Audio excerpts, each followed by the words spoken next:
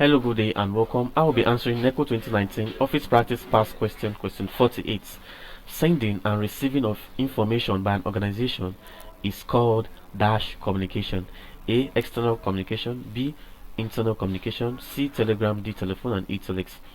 Now, we are asked that sending and receiving information by an organization, that is within an organization, is called dash communication. And like we know, communication simply means the exchange of information, that is transmission of information from one person to another, or from one place to another. Now we have AES, is external communication. Now external communication is the transmission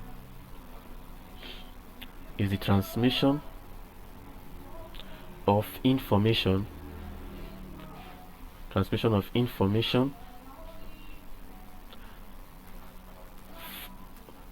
between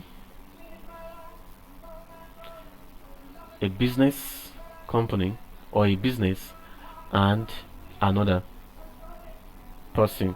That is, in terms of external communication, there's a transmission of information between a business or a company or an organization and an external entity, that is with another person who is not a member of this organization, that is an external entity.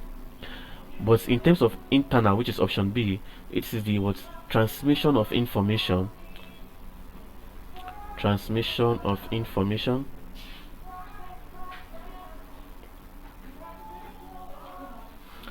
between organizational members or parts of an organization.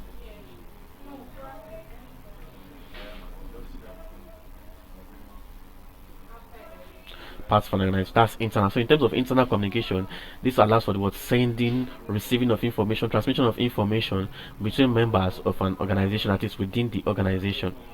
Now C says Telegram, D says telephone, and E says telex. All these are means by which if communication is being carried out. Now the answer to this question, that is sending and receiving information by an organization, is called internal communication. Because it involves the transmission of information within an organization. Now the question did not tell us that it is this transmission of information between an organization and another organization.